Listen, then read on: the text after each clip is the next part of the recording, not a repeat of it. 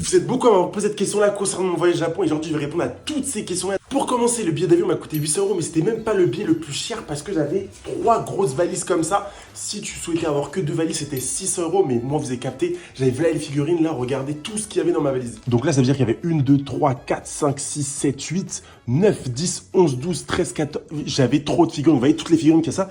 Tout ça, ça vient du Japon. Pour tout ce qui est logement, c'est un peu cher. On a payé 900 euros divisé par 3. On était à Asakusa, c'était un peu. En fait, on était un peu au milieu de Tokyo.